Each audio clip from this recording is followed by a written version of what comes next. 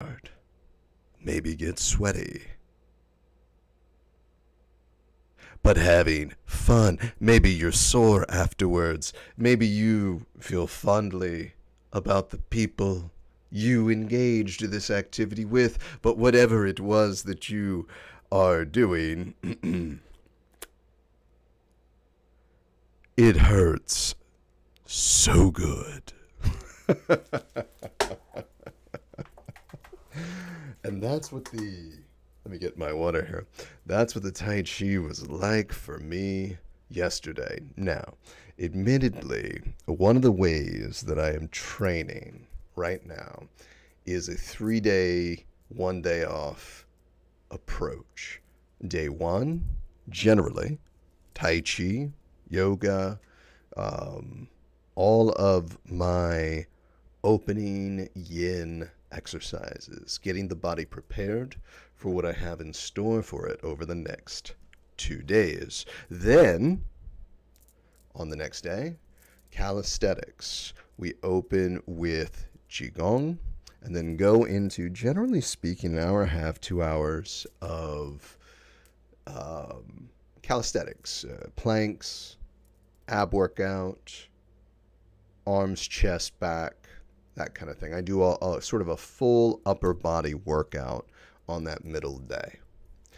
And then is steady state cardio day. Again, opening up with Qigong, usually the 8 pieces of brocade. I find that horse stance that you're in really aids with opening up my hips for the bike ride. Otherwise, there's a real tension in my hips, in the groin area, in the pelvic bones. It almost feels either strained, cramped. You know that feeling when you just can't open your hip enough. The 8 pieces of the brocade really help to lubricate the hip joint and open everything up to get on the bike. Hashtag Qigong Tai Chi all times. Warm up, cool down, or the workout itself. And then, of course, is my rest day. And of course, on the rest day, I use that as a day to take care of domestic stuff. So, cleaning little things around the house. The time that I would be out cycling or working out or doing Tai Chi, I will devote a portion of that time to taking care of the home. And then there is a portion of dedicating that time just to myself, either spending an extra amount of time in meditation, taking in an extra lecture from a teacher or an audiobook that I'm looking at, maybe writing an essay on a chapter of some work that I'm breaking down, whatever it is. That rest day kind of restarts everything again on the day after that, and we start the Tai Chi again, and then we go into calisthenics, cycling, and rest day. So that's pretty much how this works. However, I love my cycling, and on the weekends, there's the opportunity to go long distances, do long rides, right? So do 3-4 hour rides over anywhere from 35 to 50 miles, however you're going to do it, and spend the day, or at least half of a quarter of the day, on the bike. Because during the week, that can be hard to do. So, generally speaking, if the first day of my workout lands on the weekend, I'll use that first day for cycling, which kind of throws things off, because then on Tai Chi day, I'm actually really, really tired, which I was yesterday, but that in its own way made things even more interesting. Right? Now, if you want to see the fruits of this labor, head over to IG. It actually just flashed over the screen, and you can see the latest video that we made. Quick 30-second video. It was a lot of fun to practice. It was a lot of fun to put together. And essentially, what it did was unlock sort of the magic of the times that we live in here in 2022. I mean, think about this for a second. If you go and see this video, you've got a guy in Philly who's doing Tai Chi, this ancient art, to an African song which has been remixed with North American techno DJ, whatever, synthesizers, however you want to call it. And it's all working together so fluidly. We live in a time where everything is coming back together, where we all sort of scattered for a while.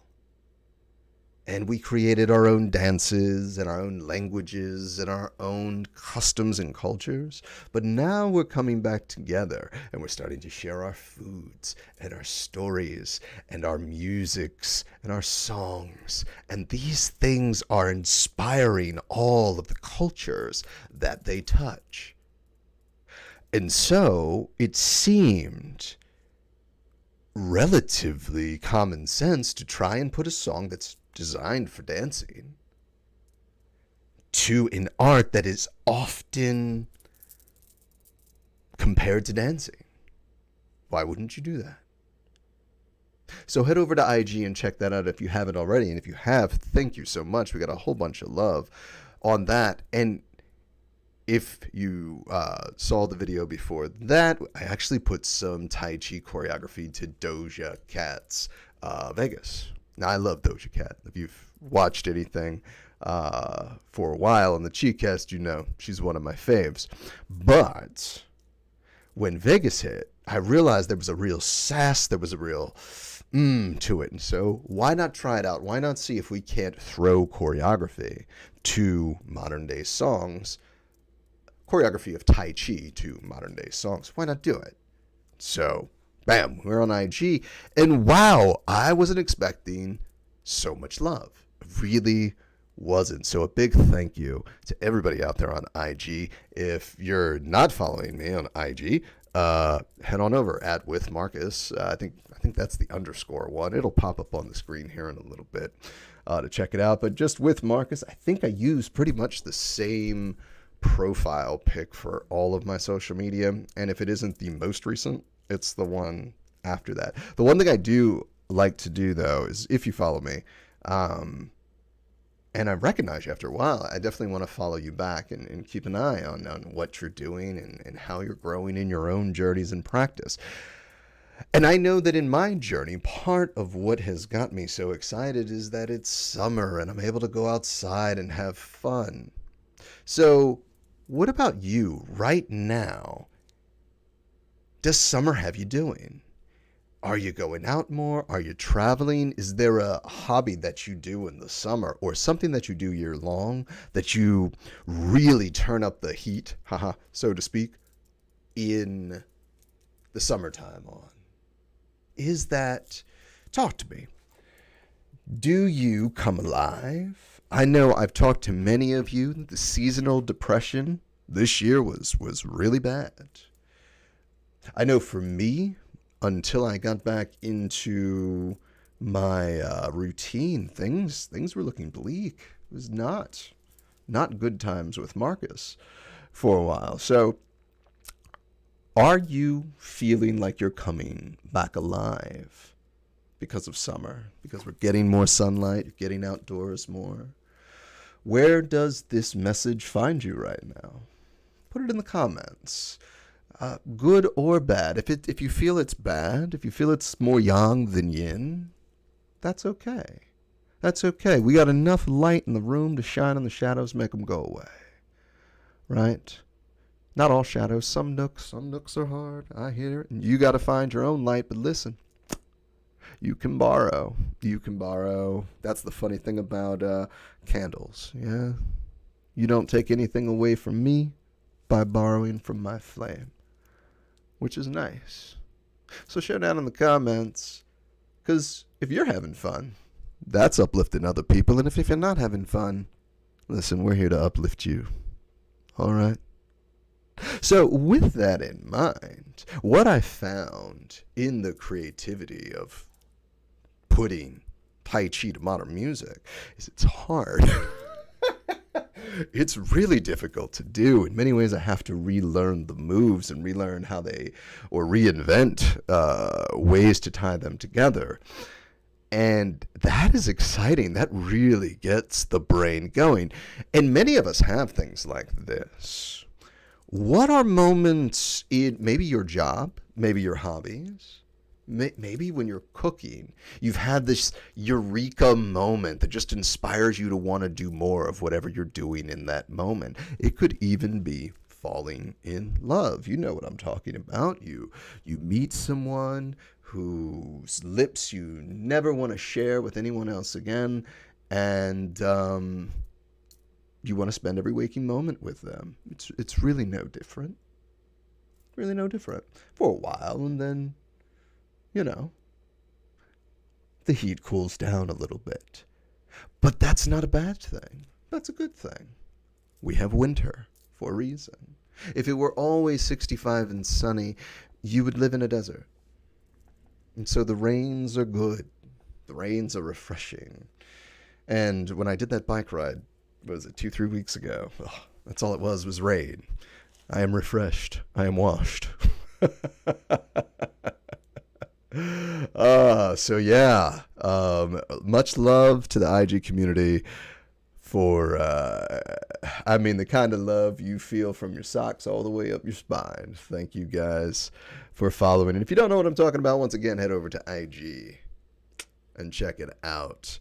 So one of the things that brought this about is I was having trouble bringing my vision, and I think I even said this last week when we were together, that I didn't really have a vision. I did, but I had no framework around it. I did, but I didn't have any meat in it. I did, but nowhere to store it. You see where it was going?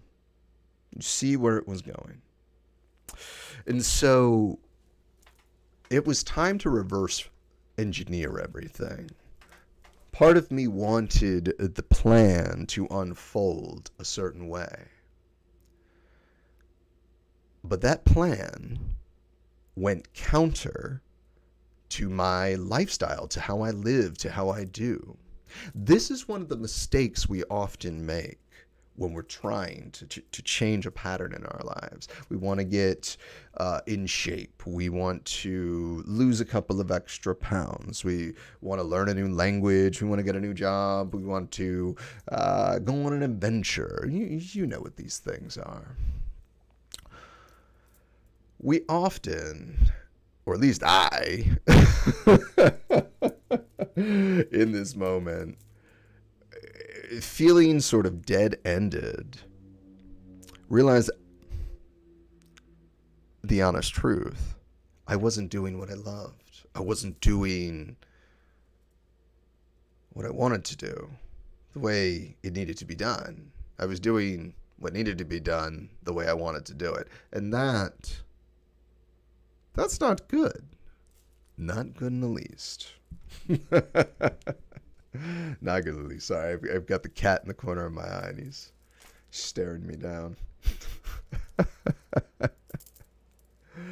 Oh, so where was I? We were time for a sip of tea.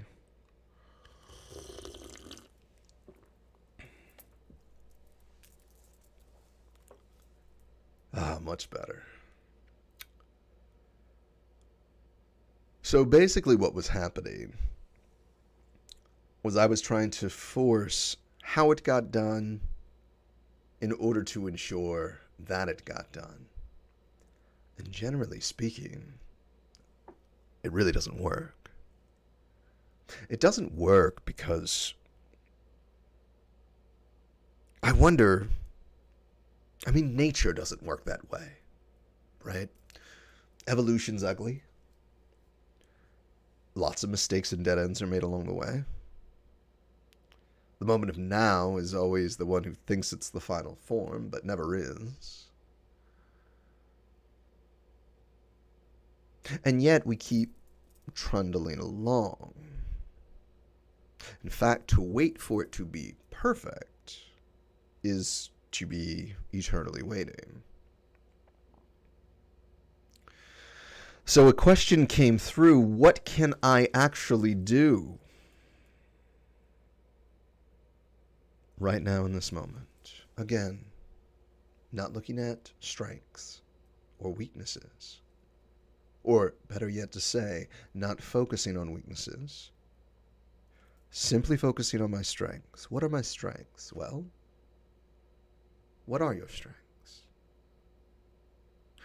What are you very good at? What is it that people want from you? Not that thing. Not the thing that kept you in the job that you didn't like. Not the thing that kept you in the relationship that you didn't want. What's that thing that you have been developing, that you've been trying to develop, that has always been the thing that is called to you? What part of that do you want to show the world? Because often we get wrapped up in the final product. We forget the humble beginnings of some of our greatest heroes. But after a while, having followed any career long enough, you'll see them progress. And in this moment,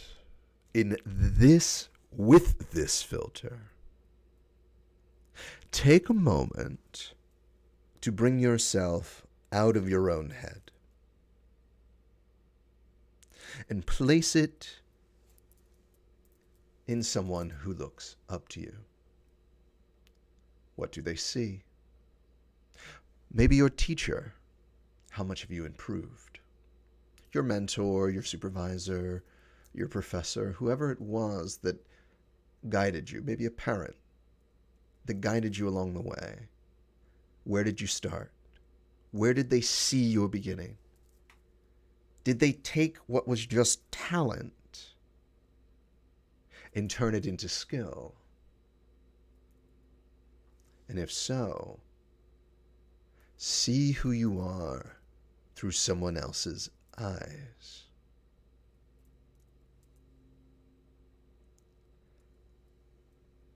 Being able to see the other view isn't always a selfless act. Being able to see another person's point of view can also be an opportunity for you to look at you. To say, wait a second. That's what everyone sees? Oh my God. But I don't feel like that. I don't know that to be.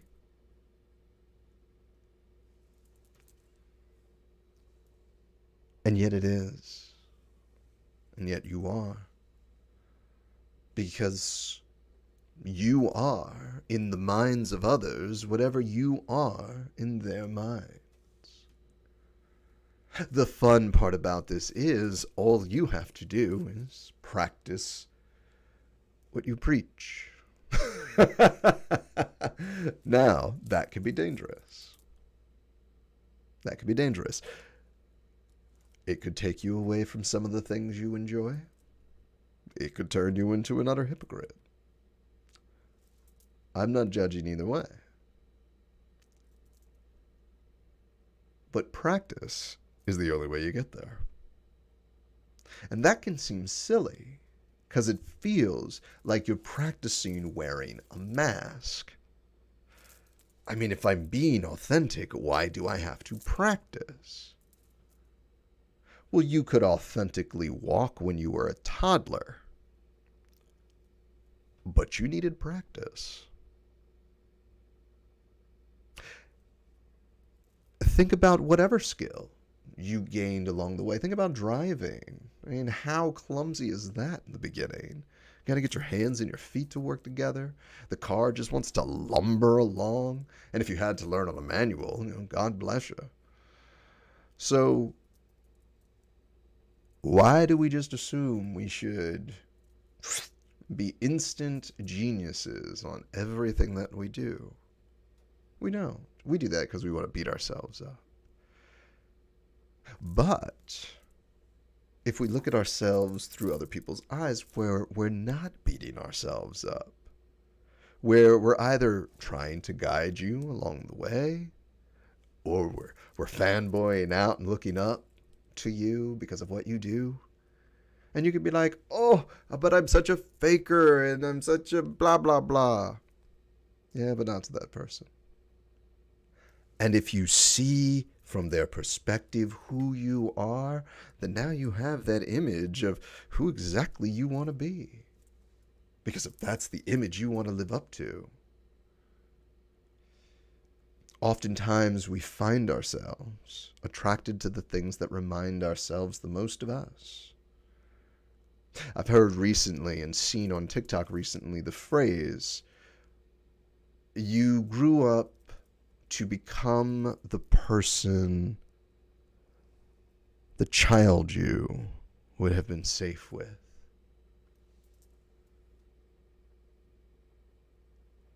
In my case, that absolutely checks out to about the 98th percent. I think. And see, there is that self-doubt because the outside world would see exactly that. Would see someone, if you knew my background, who became the person a very tiny child would have felt safe with.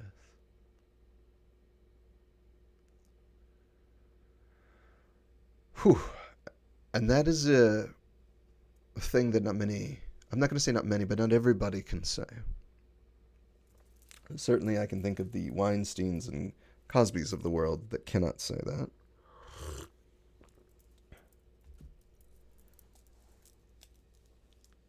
But the Bradys, the Biles, the Williams, probably.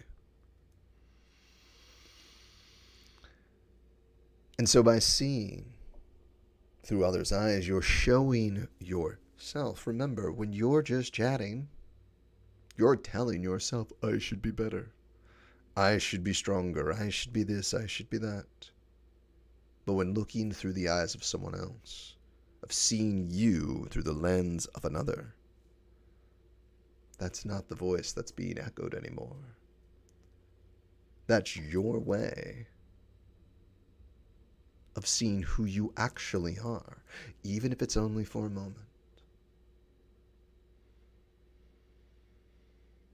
To step out of yourself in order to look back at who you are. Yeah. Have you had that moment before?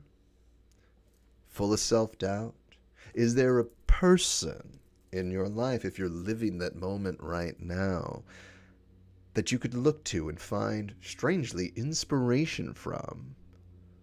To I don't want to shake you from your funk, but allow you to find the glimmer of light in the darkness. Oh, that's right. Light does shine. Dimly, but it shines, even in the dark places. How else would we know they were dark? Unless there were light.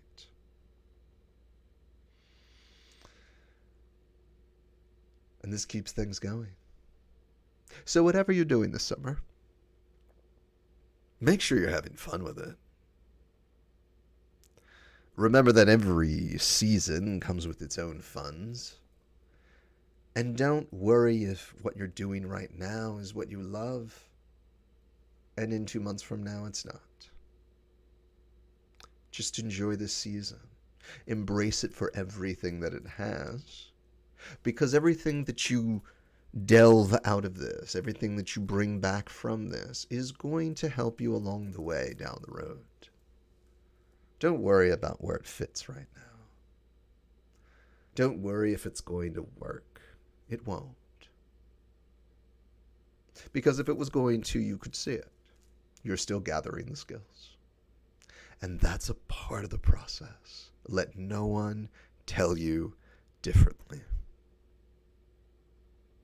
Never be afraid to make happy accidents. Never be afraid to show the world the thing you want to show it. Because that's why you're here. That's why we need you. All right, guys. Thank you so much for joining me with the ChiCast. Once again, thank you for the love over on IG. Make sure, if you haven't already, share us on the socials, like, subscribe, and hit that bell so that you can know when I go live, because we're not really doing a schedule just yet. And then, of course, take care of yourselves. Make sure that you keep your actions simple. Be patient with all the people in your life. And above all, give yourself as much compassion as you need. Until we meet again, peace and love.